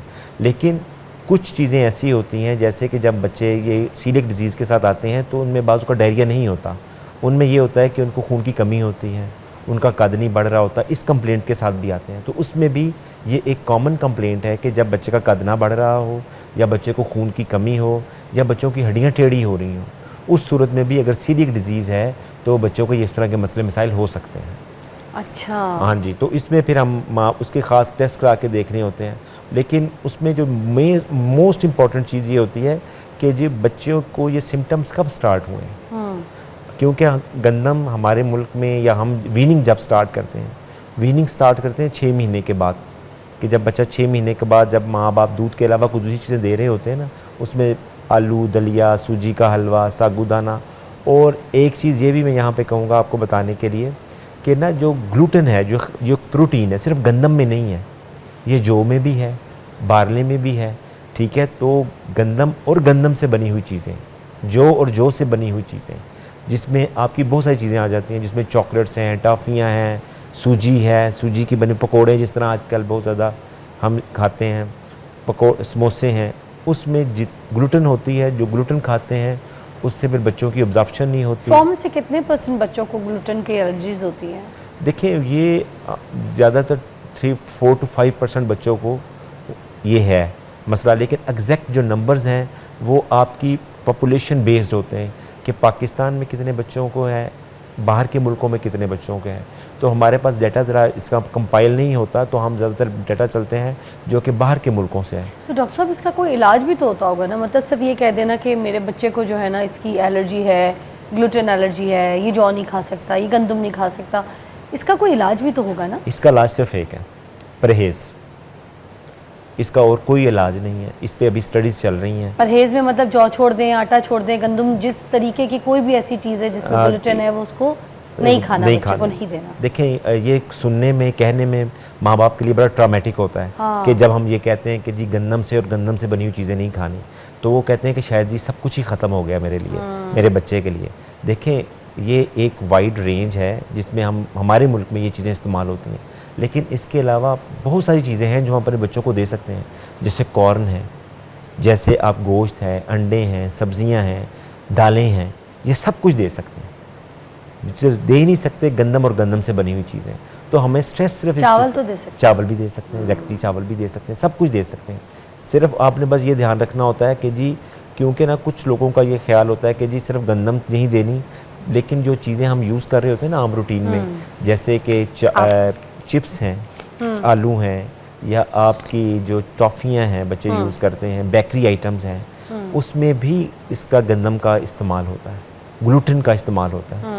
क्योंकि जो ग्लूटेन है ना वो आपकी चीज़ों की जो है ना वो उसकी कंसिस्टेंसी को बेटर करता है। अच्छा, ग्लूटेन डायरेक्ट जैसे हमारे जिस्म में जाके सबसे पहले किस चीज़ को अटैक करता है, क्या ख़राब करता है, ऐसा क्या निज़ाम सिस्टम जो है वो वर्स्ट करता है? ग्लूटेन में ना दिस इज़ ए प्रोटीन। जो प्रोटीन्स होता है ना, तो बाज़ बच्चों को सेंसिटिविटी ज़्यादा होने की वजह से, तो सबसे पहला जो इसका एक्शन होता है वो आपकी आंतड़ियों पे होता है। आंतड़ियों पे एक्शन होने की वजह से उसकी अब्जॉर्प्शन, आपका एक डिफेंस सिस्टम ख़राब होने की वजह से वो आस्ता आस्ता ऑटो एंटीबॉडीज़ बनना शुरू हो जाती हैं। तो वो आपके पहले एक ख़ास लेवल तक बढ़ती हैं। जब एक ख़ास लेवल तक बढ़ती हैं तो उसके बाद फिर इसके सिम्टम्स आने शुरू हो जाते हैं। तो सबसे पहले जो मोस्ट कॉमन, जैसे मैंने आपको बताया है कि वो आंतड़ियों पे असर करता है, मैदे पे, इंटेस्टाइन्स पे, जिसकी वजह से अब्जॉर्प्शन मल्टीविटामिन्स की, कैल्शियम की, विटामिन डी की, आयरन की आंतड़ी में अब्जॉर्प्शन नहीं होती, जिसकी वजह से ये बच्चों में कमी आनी शुरू हो जाती है। डॉक्टर साहब, अब मैं और जो आम मेरी जैसी कोई माएँ हैं, उनको किस तरीके से पता चलेगा कि हमारा बच्चा जो है ग्लूटेन एलर्जी, और ये ना हो कि हम उसको खिला के इसके अंदर ये मसले पैदा कर दें और इस बच्चे की हाइट का भी मसला हो जाए? तो हमें कैसे, निशानियाँ क्या मिलेंगी, इसके साइंस क्या क्या हैं? कि बच्चा क्या वॉमिटिंग करेगा, बच्चे के कुछ जिस्म में रैशेज़ हो जाएंगे, क्या बच्चा बहुत कमज़ोर हो जाएगा, क्या इसकी क्या निशानी है जो आम इंसान इसको पता करा के एड्रेस करके फिर उसका चेकअप कराए, या कोई उसके टेस्ट अवेलेबल है मार्केट में तो वो बता दीजिए। देखिए, सबसे पहले तो सिम्टम्स होते हैं कि जी बच्चे कैसे, किस कंप्लेंट्स के साथ आते हैं। जो मोस्ट कॉमन कंप्लेंट हैं, क्योंकि जो ऑटो एंटीबॉडीज़ हैं ना वो जिस्म के हर हिस्से पे असर करती हैं, जैसे कि ये आपकी आंतड़ियों पे, स्किन पे, आपके लंग्स पे, आपकी हड्डियों पे, आपकी इसको कहते हैं क्रोनिक डिज़ीज़। क्रोनिक डिज़ीज़ ये होता है कि एक डिज़ीज़ की जो है असर काफ़ी देर तक रहे तो उसका जिस्म के हर हिस्से पे असर आना शुरू हो जाता है। तो मोस्टली बच्चे जो आते हैं वो आते हैं आपके लूज़ मोशंस के साथ, ठीक है। अगर लूज़ मोशंस आ रहे हैं, बच्चे की ग्रोथ नहीं हो रही, फेलियर टू थ्राइव, बच्चे का वज़न नहीं बढ़ रहा, बच्चे का कद नहीं बढ़ रहा, और इसके अलावा अगर बच्चा पीला है और आप किसी डॉक्टर के पास लेके जाते हैं और वो आपको कोई मल्टीविटामिन प्रिस्क्राइब कर देता है, ठीक है। मल्टीविटामिन देने से आयरन है, विटामिन बी कम्प्लेक्स है, ख़ासकर के आयरन, जब हम आयरन देते हैं और 1-1.5 महीने के बाद आयरन देने के बावजूद आपके बच्चे का HB हीमोग्लोबिन नहीं बढ़ता, उसको कहते हैं रिफ्रैक्टरी एनीमिया, उस सूरत में भी आपने अपने डॉक्टर को चेक कराना है। और ये बात याद रखने की है कि ये सिर्फ बच्चों में नहीं होता, ये फीमेल्स में भी हो जाता है, बड़ों में, लड़कों में भी हो जाता है, लड़कियों में भी बहुत ज़्यादा कॉमन। आफ्टर प्रेगनेंसी चांसेस बढ़ जाते हैं फीमेल्स में, ठीक है, क्योंकि बाज़ का जैसे कि इनफर्टिलिटी है, लड़कियां जो कि बाज़ का उनकी फर्टाइल नहीं हो पाती, प्रेग्नेंट नहीं हो पाती, उनमें भी एक वजह सीरिक डिजीज़ है। ओए होए, तो उसकी वजह से चीज़ें आज डॉक्टर साहब आपने हमें बताई हैं और एड्रेस करवाई हैं। ब्रेक के बाद हम यहाँ पर डॉक्टर साहब से पूछेंगे कि ये जो पेट के कीड़े हैं ये बच्चों को बड़ा तंग करते हैं और मोस्टली माएँ जो हैं बड़ी परेशान होती है जब उनके पेट में कीड़े होते हैं, तो इसके सवाल हम यहाँ पर रखेंगे।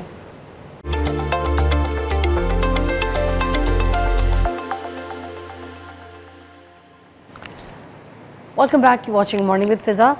पेट में कीड़े कैसे होते हैं बच्चों को हाथ में जर्म्स लगते हैं, ज़मीन पे क्रॉल कर रहे होते हैं, कुछ बच्चे दीवार का चूना खाते हैं, कोई मिट्टी लेके खा जाते हैं, कोई जो कुछ उनको चीज़ मिलती है वो मुंह में डाल लेते हैं। तो उस एज से बच्चों के अंदर पेट में जो है ना बड़े अमराज पैदा हो जाते हैं, बड़ी बीमारियाँ पैदा हो जाती हैं।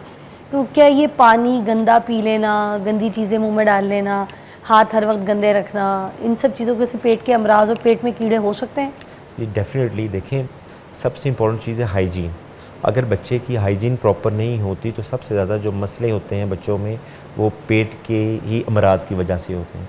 जो मोस्ट कॉमन हमारे बच्चों में इन्फेक्शियस डिजीज़ है वो लूज़ मोशंस है, डायरिया है। वो डायरिया तब होता है जब आप गंदी चीज़ें खाएं और उसकी जो मेन सोर्स है आपकी इन्फेक्शन का वो गंदा पानी है। तो गंदे पानी में आपके जो जरासीम होते हैं जब पेट के अंदर जाते हैं तो उसकी वजह से आपके बच्चे के पेट के अंदर कीड़े भी हो सकते हैं।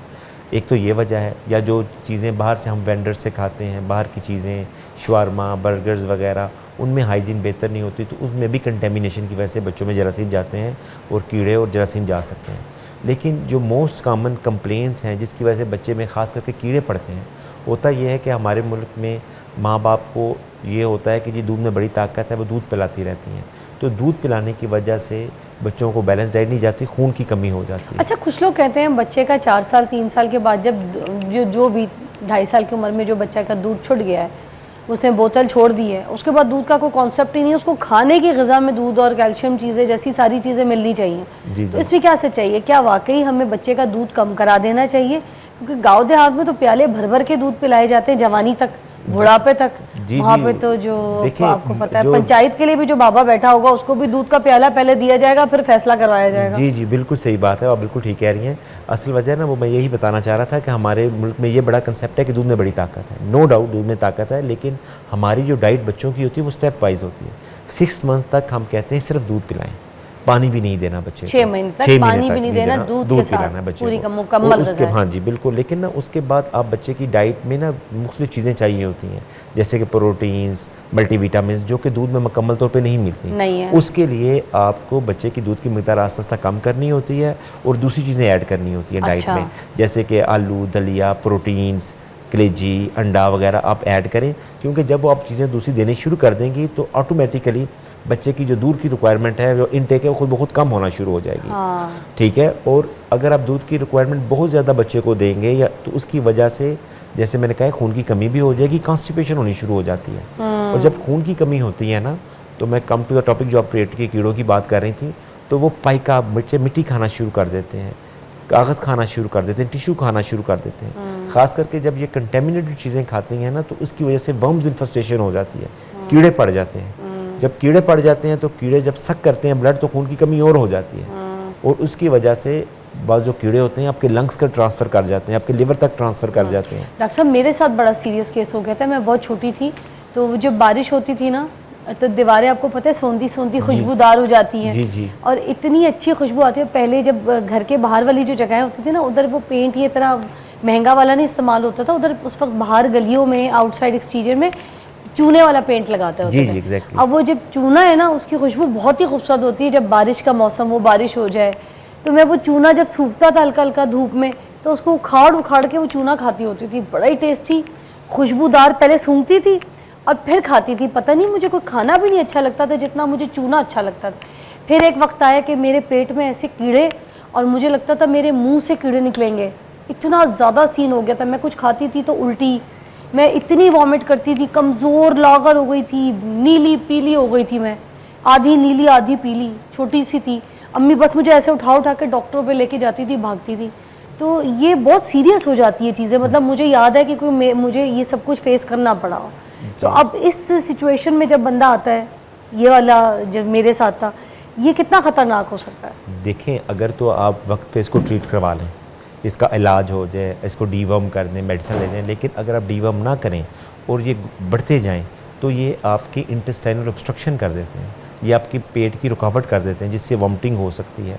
और बाज़ औक़ात ये इस तरह भी होता है कि बहुत ज़्यादा होने की वजह से मुंह के रास्ते बाहर निकल आते हैं। और मुझे ऐसे ही लगता हाँ था। जी, और उसके अलावा ये भी होता है कि सर्जरी करनी पड़ती है, ऑपरेशन करके निकालने पड़ते हैं। अच्छा। हाँ, तो ये अगर प्रॉपर ट्रीटमेंट नहीं करते तो ये मसले मसाइल बढ़ जाते हैं। हाँ, मतलब अब पता है, मैं सोने भी लेटती थी तो मुझे लगता था मेरे मुंह से कीड़े निकलने वाले हैं। हाँ, डेफिनेटली इस तरह ही होता है, महसूस होता है।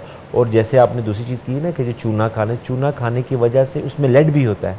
क्या होता है उसमें? लेड अच्छा। एक एलिमेंट है जो कि पुराने पेंट्स में होता था, पहले यूज़ करते थे। अच्छा। तो उसमें लेड होने की वजह से आपके दिमाग पे असर आना शुरू हो जाता है, इरिटेबिलिटी आनी शुरू हो जाती है, हड्डियों की ग्रोथ मुतासर होती है। मतलब ये सारी चीज़ें मैं लोगों को, ये जब मेरे पास पेशेंट्स आते हैं ना, तो वो कहते हैं कि डॉक्टर साहब सिर्फ खून की कमी है, तो मैं उनको ये समझाता हूँ कि ये चीज़ ना कहा करें कि जी सिर्फ इस चीज़ की कमी है। हर चीज़ एक दूसरी चीज़ के साथ कनेक्टेड है। अगर किसी बच्चे में अगर आयरन की कमी है ना, तो साथ उसकी दूसरी चीज़ों की भी कमी हो रही होती है, जिस तरह फोलिक एसिड है, B12 है, मल्टीविटामिन्स हैं, विटामिन डी है, कैल्शियम है। तो उसमें एक सारा सर्कल होता है, उस विशियस सर्कल में लोग बच्चे फंस जाते हैं। अच्छा, अलग अलग किस्म के बच्चे देखे मैंने, जैसे मैं तो चूना खाती थी, दूसरे बच्चे मट्टी खाते थे। हाँ जी, उनको किसी को मट्टी खा के मज़ा आता है। कुछ बच्चे मैंने देखे कच्चे चावल खाते हैं, माँ के पास जाएंगे किचन में, डब्बे में से निकालेंगे, माँ चुन रही कच्चे चावल खाएंगे। कुछ मैंने देखा है कच्चा, जो वो माँ आटा गूंथती है, कच्ची रोटी वाला जो आटा होता है ना, वो खाते हैं चबा के, उनको उसका मज़ा आता है। हाँ जी। और अजीब अजीब सी चीज़ें, कुछ लोग मुंह में जैसे बोतल का ढक्कन लेके चूसेंगे, कुछ लोगों की आदत होती है मुंह में जो कॉइन है पैसों का, वो लेके बस ज़बान में घुमाते रहना है। कुछ स्क्रू लेके मुंह में बड़ा मज़ा करते हैं, कुछ बालों की हेयर पिन लेके। हर बच्चे की कोई ना कोई अजीब किस्म की कोई नमूनी हैबिट होती है। बिल्कुल, ये जो आप सारी चीज़ें चाबी मुंह में लेते हैं कुछ बड़े बड़े उम्र के। मैं बच्चे तो छोड़े, इतने बड़े बड़े यहाँ पे लोग हैं, मुंह में चाबी लेके बैठे रहते हैं, लोग चाबी चूसते रहते हैं। बिल्कुल, ये डेफिनेटली आप ये जितनी आप चीज़ें गिनवा रही हैं ना, इसको कहते हैं eating of non nutritious things, जिसकी कोई न्यूट्रिशन वैल्यू नहीं है। हाँ। तो ये इसको पाइकाई कहते हैं, इन सारी चीज़ों को। और बाज़ का तो ये ऐसे भी होते हैं कि जी जो लड़कियां होती हैं वो बाल खाना शुरू कर देती हैं। हाँ, बाल भी बड़ी खाती हैं लड़कियां। हाँ, मेरी बेटी बाल खाती थी। हाँ, तो ये खून की कमी का एक साइन होता है। लेकिन इसके अलावा बाज़ का ये सिर्फ खून की कमी नहीं होती, बाज़ का साइकेट्रिक मसले भी होते हैं। अच्छा। बाज़ का आपको एक चीज़, जब पाइका डेवलप होता है, आपको डिप्रेशन होती है। और बच्चों में बाज़ लोगों का ख्याल होता है कि बच्चों में जी ये साइकेट्रिक प्रॉब्लम कैसे हो सकती है, उसको कैसे पता है, लेकिन बच्चों में भी प्रॉब्लम्स होती हैं। तो बाज़ औक़ात आपकी खून की कमी ठीक होने के बावजूद भी बच्चे इस तरह की चीज़ें खाते हैं, उसमें फिर बाज़ औक़ात आपको सेशंस करवाने पड़ते हैं, डिस्कस करना पड़ता है डॉक्टर से, बच्चों को समझाना पड़ता है, उनको रिस्ट्रिक्ट करना पड़ता है। तो ये चीज़ें साइड बाय साइड चल रही होती हैं। तो इसमें सिर्फ ये नहीं है कि सिर्फ खून की कमी की वजह और से। ये नाखून खाना, अच्छा ये हैबिट तो बहुत ज़्यादा मैंने देखा है। अमूमन कोई बंदा फारग बैठा होगा, अब वो बच्चा बड़ा बूढ़ा नहीं, किसी भी एज का बंदा बैठा होगा कहीं बैठा, तो नाखून वैसे ही शुरू कर देगा। ये तो बाज़ औक़ात ना, हम पाइका में तो नहीं, पाइका में भी कह सकते हैं, लेकिन ये ड्यू टू डिप्रेशन, स्ट्रेस की वजह से लोग ये करते हैं। और होठों को चबाना, अपने होठ को खाना, वो भी आपकी एक अपनी क्या कहते हैं ना, एक जो है अपनी आदत कह सकते अपने हैं। होठ चबा के नोचे हुए होते हैं, खाए हुए होते हैं। अपनी एक आदत कह सकते हैं। अच्छा। उसको बस आपने रिस्ट्रिक्ट करना होता है, उसको अवॉइड करना होता है, कोशिश करनी होती है कि इस तरह की जो चीज़ सोशली आपको अच्छी ना लग रही हो, दूसरों को अच्छी ना लग रही हो, उसको अवॉइड करें। ये जो पान छालियाँ होती हैं, क्या डॉक्टर साहब ये भी पेट में कीड़े पैदा करती हैं? सौंफ सुपारियाँ जो इतनी लोग खाते हैं, क्या ये पेट में कीड़े पैदा करती हैं? देखें, वो तो कंटेमिनेशन, अगर तो कंटेमिनेटेड है, उसमें इन्फेक्शन है, फिर तो वो पेट करेंगी। लेकिन पान छालियाँ तो वैसे ही नहीं बच्चों को खिलाना चाहिए, बड़ों को भी नहीं खाना चाहिए। उसकी वजह से आपके दांत का एनेमल ख़राब हो जाता है, दांत ख़राब हो जाते और हैं। पेट के लिए क्या मसले हैं? पेट के लिए मसले ये होते हैं कि वो पेट में अब्जॉर्ब नहीं होते, जज़ब नहीं होते। छालियाँ एक लकड़ी है, पेट में दर्द तो करती होगी। बिल्कुल, डेफिनेटली आपको नाज़िया करता है, पेट स्टमक अल्सर कर सकता है, तो जिसकी वजह से आपको पेट के मसले मसाइल आने शुरू हो एक सकते हैं। आखिरी सवाल डॉक्टर साहब, ये विटामिन ए सबसे ज़्यादा पाया जाता है गाजरों में। जी जी। तो ये जो माएँ हैं बच्चों को कहती हैं आंखें तुम्हारी तेज़ होंगी, गाजर का रस पियो, गाजर का जूस पियो, दबा दबा के चुकंदर गाजर जूस निकाल के ख़ुद भी पीती हैं, बच्चों को भी पिलाती हैं। अब वो सारी रात जो बच्चे स्कूल वाले हैं उनके पेट में दर्द होता है क्योंकि उनको उनकी माओ ने गाजरों के जूस पिलाए हुए होते हैं। वो तो आपको भी पता है, पूरी पुरानी कहावत है कि गाजर खाओगे तो पेट में दर्द तो होगा। और ये अगर किसी के पेट में दर्द है तो हम पूछते हैं तुमने गाजर तो नहीं खाई थी रात को?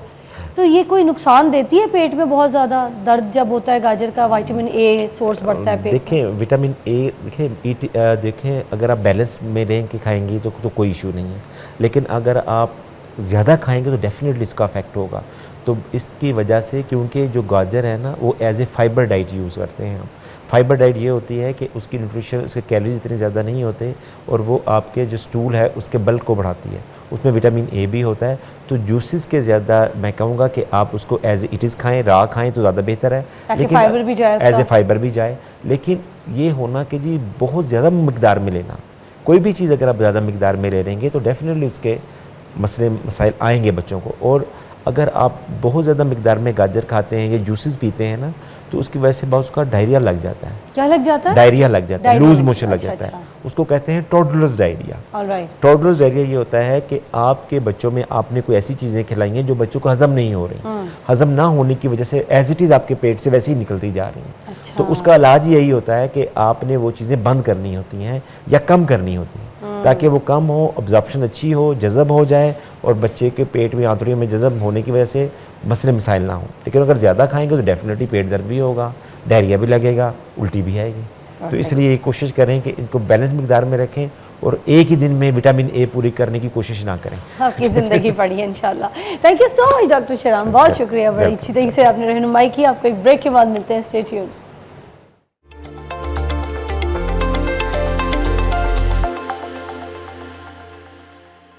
कम back, you watching morning with Fiza. नाजरीन, मेरे पास एक स्पेशल से गेस्ट मौजूद हैं।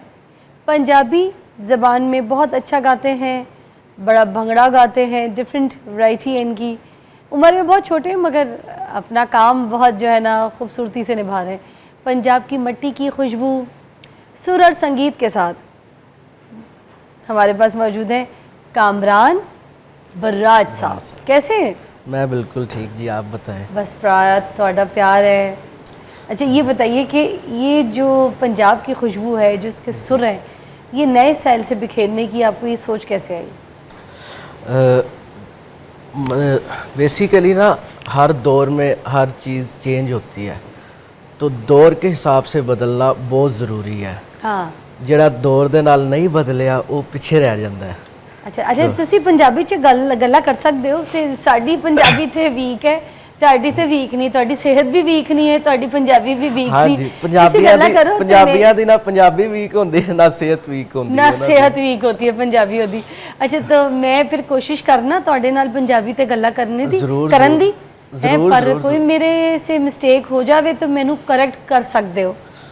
ਤੁਸੀਂ ਮੇਰੇ ਛੋਟੇ ਭਰਾ ਹੋ, ਮੈਨੂੰ ਕਰੈਕਟ ਕਰ ਸਕਦੇ ਹੋ। बिल्कुल बिल्कुल। ठीक है भाई। तो ਤੁਹਾਡਾ स्टार्ट कदों हुआ? मेरा स्टार्ट बेसिकली जो होया है, बेसिकली वालिद साहब सन मेरे, बराज साहब, वो गाते हैं अभी भी बड़ा अच्छा, तो उनको देख के मुझे ਤੁਹਾਡੀ ਪੰਜਾਬੀ ਕਿੱਥੇ ਗਈ? ਹੁਣ ਮੈਂ ਤੁਹਾਡੇ ਨਾਲ ਨਾ ਮੇਰੇ ਨਾਲ ਤੁਸੀਂ ਰਲਣਾ ਨਹੀਂ ਹੈ, ਰਲ ਮਿਲ ਕੇ ਰੋਣਾ ਕੋਈ ਨਹੀਂ ਹੈ, ਤੁਸੀਂ ਆਪਣੀ ਪੰਜਾਬੀ ਤੇ ਟਿਕੇ ਰਹੋ। ਮੈਂ ਜਾਣਦਾ ਹੁੰਦਾ ਸਾਂ ਉਹਨਾਂ ਨਾਲ ਇਵੈਂਟਾਂ ਦੇ ਉੱਤੇ। ਅੱਛਾ। ਠੀਕ, ਤੇ ਉੱਥੇ ਜਾ ਕੇ ਵੇਖੀਦਾ ਸੀ ਕਿ ਯਾਰ ਇੰਨਾ ਅੱਛਾ ਪ੍ਰੋਟੋਕੋਲ, ਬੜਾ ਮਜ਼ੇਦਾਰ, ਇਹ ਉਹ, ਇਹ ਸਾਰੀਆਂ ਚੀਜ਼ਾਂ ਦੇਖ ਕੇ ਫਿਰ ਆਪਣੇ ਅੰਦਰ ਵੀ ਇਹ ਜਜ਼ਬਾ ਆਇਆ ਕਿ ਆਪਾਂ ਇਸ ਚੀਜ਼ ਨੂੰ ਕਰੀਏ, ਤੇ ਫਿਰ ਇਹਦੇ ਵਾਸਤੇ ਜਨੂਨ ਬਹੁਤ ਜ਼ਰੂਰੀ ਸੀਗਾ। ਤੇ ਸਾਨੂੰ ਵੀ ਕੁਝ ਸੁਣਾਓ ਨਾ, ਜੈਸੇ ਤੁਸੀਂ ਆਪਣੇ ਅੱਬਾ ਨਾਲ ਜਾਂਦੇ ਸੇ ਤੇ ਗਾਣਾ ਸੁਣਦੇ ਸੇ ਤੇ ਪ੍ਰੋਟੋਕੋਲ ਵੇਖਣ ਦੇ, ਸਾਨੂੰ ਵੀ ਕੁਝ ਦਿਖਾਓ, ਸੁਣਾਓ ਤੇ ਸਾਨੂੰ ਵੀ ਕੋਈ ਮਜ਼ਾ ਕਰਾਓ ਭਾਈ। ਮੈਂ ਜ਼ਰੂਰ। ਤੇ ਭਰਾਵਾ ਮਾਈਕ ਤੁਹਾਡੇ ਕੋਲ ਹੀ ਉੱਥੇ ਪੜਾਏ ਤੇ ਲਾਈਵ ਸਾਨੂੰ ਕੋਈ ਛੇੜੋ ਸੁਰ ਦੇ ਰਾਗ। ਐ ਹੁਣੇ ਥੋੜੀ ਦੇਰ ਪਹਿਲੇ ਜੋ ਗੁਨਗੁਨਾ ਰਿਹਾ ਸੀਗਾ, ਹਾਂ ਉਹਦੇ ਹੀ ਤੁਹਾਨੂੰ 2-3 ਬੋਲ ਸੁਣਾ ਦਿੰਦਾ ਵਾਂ ਮੈਂ। ਆਹਾ ਭਰਾਵਾ। ਮੈਨੂੰ ਵੇਖ ਕੇ ਤੇ ਤਾਨੇ ਸੀਗੀ ਮਾਰਦੀ,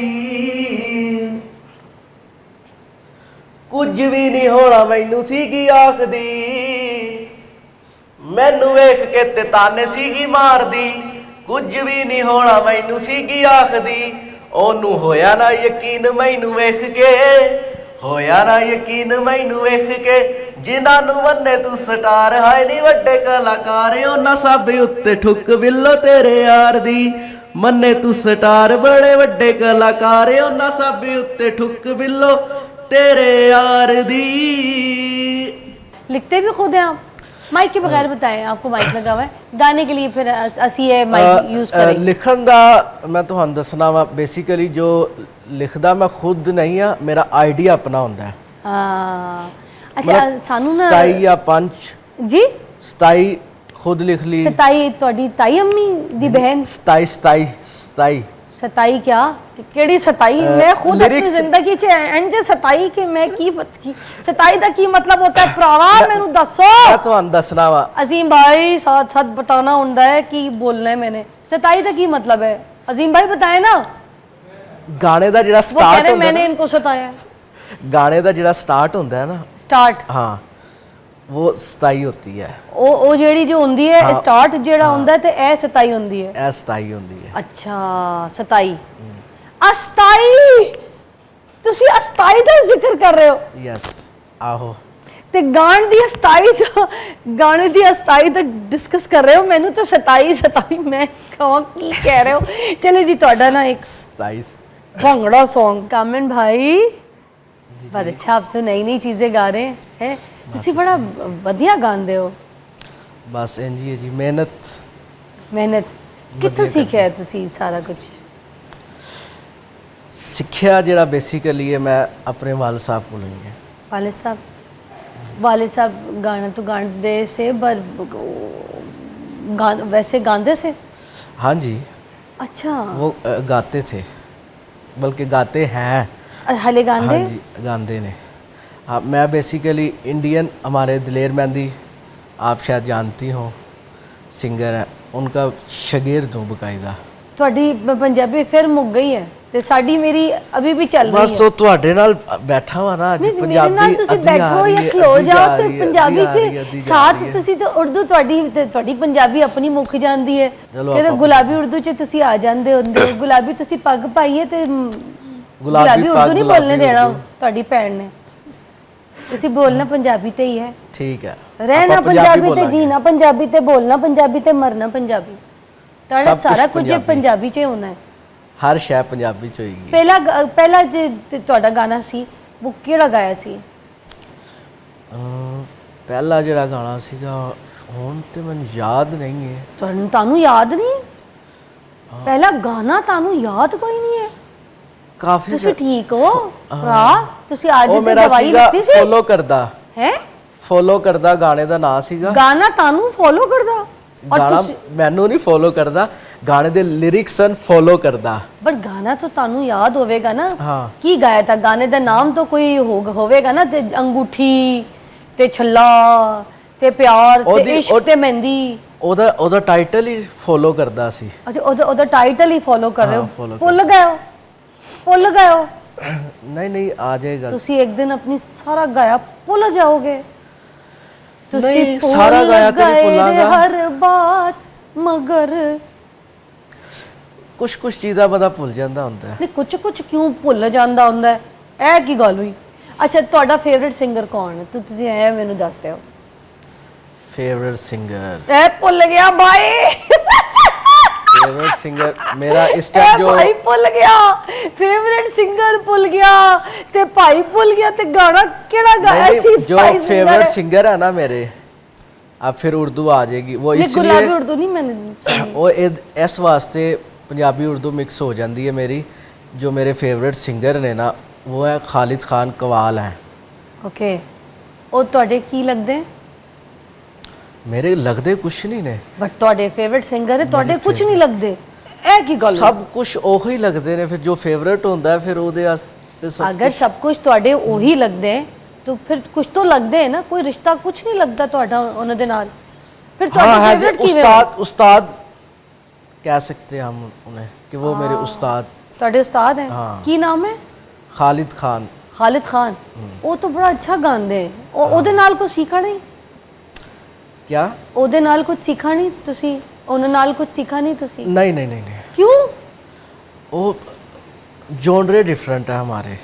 ਤੇ ਤੁਹਾਡਾ ਯੋਂਡਰਾ ਹੀ ਡਿਫਰੈਂਟ ਹੈ ਤੇ ਤੁਸੀਂ ਕਿਉਂ ਸੁਣਦੇ ਟਾਈਮ ਵੇਸਟ ਕਰ ਰਹੇ ਹੋ ਖਾਲਿਦ ਖਾਨ ਨੂੰ ਕੀ ਕਰ ਰਹੇ ਹੋ ਉਹ ਭਰਾਵਾ ਮੈਨੂੰ ਅੱਛਾ ਲੱਗਦਾ ਹੈ ਲੁੱਕ ਵਾਈਜ਼ ਅੱਛਾ ਲੱਗਦਾ ਹੈ ਖਾਲਿਦ ਖਾਨ ਨਹੀਂ ਗਾਉਂਦਾ ਅੱਛਾ ਲੱਗਦਾ ਹੈ ਤੇ ਉਹਦਾ ਯੋਂਡਰਾ ਕਿਉਂ ਨਹੀਂ ਅੱਛਾ ਲੱਗਦਾ ਗਾਉਂਦਾ ਅੱਛਾ ਲੱਗਦਾ ਹੈ ਯੋਂਡਰਾ ਨਹੀਂ ਅੱਛਾ ਲੱਗਦਾ ਉਹ ਬੇਸਿਕਲੀ ਕਰਦੇ ਨੇ ਕਵਾਲੀ ਉਹ ਤੁਸੀਂ ਕਵਾਲੀ ਦੇ ਫੇਵਰੇਟ ਹੈ ਤਾਂ ਤੁਸੀਂ ਗਾਤੇ ਭਾਂਗੜਾ ਕੀ ਤੁਸੀਂ ਅੱਛਾ ਤਾਂ ਗਾਣੇ ਨਹੀਂ ਕਰਦੇ ਹੋ ਕਵਾਲੀ ਗਾਉਂਦੇ ਹਾਂ ਉਹ ਕਰਦੇ ਨੇ ਕਵਾਲੀ ਗਾਣੇ ਵੀ ਕਰਦੇ ਰਹੇ ਹੋ ਖਾਲਿਦ ਖਾਨ ਸਾਹਿਬ वो ਗਾਣੇ ਵੀ ਟਰੈਕ गाने भी ਕਰਦੇ करते ਰਹੇ ने लेकिन वो कवाली स्टाइल ਦੇ ਨੇ ਸਭ ਕਵਾਲੀ गाने। ਸਟਾਈਲ ਦੇ ਗਾਣੇ ਕਰਦੇ और वो करते ने सब उर्दू ਚ ਬੜੇ ਉਹਦੇ ਟਰੈਕ ਚੱਲ ਰਹੇ ਵਾਇਰਲ ਚੱਲ ਰਹੇ ਬਿਲਕੁਲ ਬਿਲਕੁਲ ਹਾਂ ਤਾਂ ਤੁਸੀਂ ਉਹਨਾਂ ਦੇ ਔਂਡਰੇ ਤੋਂ ਪਸੰਦ ਨਹੀਂ ਕਰਦੇ ਹੋ ਮੈਂ ਇੱਥੇ ਲੋਗੋਂ ਨੂੰ ਦੱਸਣਾ ਚਾਹਾਂ ਇਹ ਜਿਹੜਾ ਬੱਚਾ ਇੱਥੇ ਬਹਿਆ ਹੈ कामरान ये नवा सिंगर है कह रहे कि खालिद खान जो है ये मेरा फेवरेट सिंगर है तो मैं इन्हू बड़ा पसंद करता मगर मैं ये पसंद नहीं करता कि वो क्यों गाना क्यों गाते हैं बिकॉज वो ये कह रहा है कि वो जब जड़ा गाना जो गाते हैं वो यौंडरा ठीक नहीं है वो अजीब तरीके से कोई अलग यौंडरे से गाना गाते नहीं मैं ऐ नहीं किया उन्होंने समझाना चाहना है कि उस यौंडरे से गाना मत गाओ ए यौंडरे से गाना गाओ जेड़े ए पसंद करते हैं भांगड़ा च गाना गाओ नहीं, तो नहीं, ये नहीं, रिक्वेस्ट करने में हो सकता है अगर भंगड़े च गान ते मैं सुना भी ना आपने परेशान नहीं होना मेरी वॉइस खालिद खान जड़े जो सिंगर है उन्होंने कोल जाएगी और ए सिंगर जो है ना ये रिक्वेस्ट कर रहा है कि वो बंदे अपना यौंडरा ठीक करे ए बढ़िया गल कीती है ਤੇ मैं तो खालिद खान साहब ਤੁਹਾਡੇ ਯੌਂਡਰੇ ਦੀ ਫੈਨ हूँ ਮੈਨੂੰ तो ਤੁਸੀਂ बड़े चंगे लगते हो कवाली स्टाइल यूनीक स्टाइल ਤੁਹਾਡੇ ट्रैक है मैं ਤੁਹਾਨੂੰ बड़ा पसंद करनी हाँ मैं तो सुननी हाँ ਤੁਹਾਡੇ गाने गाड़ी च सुननी हाँ बच्चे नाल सुननी हाँ ਤੁਹਾਡੇ कवालियां बड़ी ट्रैक बड़े वायरल मैनू बड़ा पसंद है पर ए जो बच्चा ਜਿਹੜਾ आया है ना ਇਹ शिकायत कर रहा है मेरे ट्रांसमिशन च आके ते ਮੈਨੂੰ ਦੱਸ ਰਿਹਾ ਮੇਰੇ मॉर्निंग शो ਚ ਕਿ ਤੁਹਾਡਾ ट्रैक और यौंडरा ठीक नहीं है नहीं ਉਹਨਾਂ ਦਾ ਬਿਲਕੁਲ ਸਹੀ ਹੈ अभी ਤੁਸੀਂ ਮੈਨੂੰ ਬੋਲਿਆ ਹੈ मैं नहीं किया जॉनरा ਉਹਨਾਂ ਦਾ ਤੁਸੀਂ ਗਲਤ ਮੈਨੂੰ ਹੈ ਕਿਹਾ मैं किया ਉਹਨਾਂ ਦਾ जॉनरा डिफरेंट है कि मेरा फेवरेट सिंगर है खालिद खान बट ਉਹਨਾਂ ਦਾ ਯੌਂਡਰਾ ਸਹੀ ਨਹੀਂ ਹੈ ਅੱਛਾ ਚਲੋ ਛੱਡੋ ਪਰੇ डिफरेंट है ਹੋ ਸਕਦਾ ਹੈ ਮੇਰੀ ਤੁਹਾਡੀ ਕੋਈ ਮਿਸਅੰਡਰਸਟੈਂਡਿੰਗ ਹੋ ਗਈ ਹੈ ਬਾਪਰਾ ਇਹ ਮੈਨੂੰ ਦੱਸ ਦਿਓ ਕਿ ਉਹਨਾਂ ਦਾ ਕੀ ਗਾਣਾ ਕਿਹੜਾ ਗਾਣਾ ਤੁਹਾਡਾ ਫੇਵਰਿਟ ਹੈ ਉਹ ਗਾਣਾ ਤੋਂ काली काली जुल्फों के फंदे ना डालो ਇਹ ਗਾਣਾ ਹੈ कवाली कवाली है कवाली है मगर ये तो नुसरत फतेह अली खान साहब दी नहीं है हाँ, लेकिन काली जुल्फों के ये कवर क्यों कीती है उन्होंने हाँ उन्होंने कवर की थी और उन्होंने बहुत अच्छी कवर की नहीं कवर ना मैनू दसो ना अच्छा अब उस तो बाद बच्चा मैनू ए भी दस रहा है कि खालिद खान साहब जेड़े जो है उन्हों दा अपना कोई ट्रैक नहीं है ए खालिद खान साहब जो है ना दूसरों के ट्रैक तो कवर करके तो फेमस होए तो इसलिए मुझे वो यौंडरा पसंद नहीं है ਤੁਸੀਂ ਇਹ ਕਹਿ ਰਹੇ ਹੋ ਨਹੀਂ ਤੁਸੀਂ ਗੱਲ ਨੂੰ ਨਾ ਕਿਸੇ ਹੋਰ ਪਾਸੇ ਲੈ ਗਏ ਹੋ ਨੇ ਕਿਹੜੇ ਪਾਸੇ ਲੈ ਗਈ ਹੂੰ ਭਾਈ ਤੂੰ ਉੱਥੇ ਹੀ ਸੋਫੇ 'ਚ ਬਹਿ ਹੋ ਮੈਂ ਇੱਥੇ ਆਪਣੇ ਸੋਫੇ 'ਚ ਬਈ ਹੂੰ मैं किथे ले गई हाँ मैं शादरा ले गई हूँ रिक्शा करान से वो कुछ मिसअंडरस्टैंडिंग ना आपको हो गई है इस चीज़ में नहीं उर्दू नहीं गुलाबी उर्दू नहीं चलेगी ਤੁਹਾਡੀ ਜੇ पंजाबी किथे मुक जाती है पाजी ਇਹ ਪੱਗ ਜੇ ਤੁਸੀਂ ਪਾ ਕੇ ਆਏ ਹੋ ਨਾ ਤੇ ਆਪਣੀ ਪੱਗ ਦੀ ਇੱਜ਼ਤ ਰੱਖੋ ਤੇ ਪੰਜਾਬੀ ਨਹੀਂ ਮੁੱਕਣੀ ਚਾਹੀਏ ਇੱਥੇ ਜਾਂ ਮੁੱਕ ਜਾਵੇ ਇੱਥੇ ਗਲਾ ਕੱਟ ਜਾਵੇ ਤੇ ਪੰਜਾਬੀ ਨਹੀਂ ਮੁੱਕਣੀ ਚਾਹੀਏ ਬਿਲਕੁਲ ਜੀ ਪੰਜਾਬੀ ਇਹ ਪੰਜਾਬ ਦੀ ਸ਼ਾਨ ਹੋ ਤੁਸੀਂ ਪੰਜਾਬੀ ਬੋਲਣੀ ਚਾਹੀਦੀ ਹੈ ਹਰ ਤੇ ਪੰਜਾਬੀ ਸੁਣਨੀ ਨਹੀਂ ਚਾਹੀਏ ਤੁਸੀਂ ਇਹ ਅੱਛਾ ਇਹ ਭਰਾ ਇਹ ਕਹਿਣਾ ਚਾਹ ਰਿਹਾ ਹੈ ਕਿ ਪੰਜਾਬੀ ਬੋਲਣ ਚਾਹੀਏ ਤੇ ਮੈਂ ਜੇ ਗਾਣੇ ਪੰਜਾਬੀ ਚ ਗਾਏ ਇਹ ਕੋਈ ਨਾ ਸੁਣੇ ਇਹ ਸੁਣਨ ਵਾਲੇ ਨਹੀਂ ਹੈ ਤੁਸੀਂ ਇਹ ਕਿਉਂ ਤੂੰ ਚਾਹ ਕਿਉਂ ਪੀ ਰਹੇ ਹੋ ਭਰਾ ਇਹ ਪਾਣੀ ਪੀਓ ਇਹ ਲੋ ਨਹੀਂ ਓਕੇ ਚਾय ਕਾਫੀ ਥੀ ਓਕੇ ਚਲੇ ਜੀ ਬਹੁਤ ਸਾਨੂੰ ਮਜ਼ਾ ਆਇਆ ਅਸੀਂ ਸ਼ੁਗਰ ਲਾੜੇ ਸੇ wonderful boy wonderful singer wonderful guy what a human मजाक अपनी जगह है मगर मैंने थोड़ा सा शुगर लगाया भाई को प्यास लगी तो गर्म चाय पीना शुरू कर दी उससे मुंह और खुश्क हो गया फंबल शंबल हो गया मिसअंडरस्टैंडिंग कुछ नहीं थी और खालिद खान साहब को वैसे ही वो पसंद करता है मैं भी पसंद करती हूँ और बहुत अच्छे सिंगर है किसी की कोई बात नहीं की कुछ नहीं किया और भाई के लिए भी बहुत दुआ इनके ट्रैक सुने नया बच्चा है नया टैलेंट है इसको प्रमोट करें थैंक यू सो मच बहुत बहुत शुक्रिया अल्लाह हाफिज़।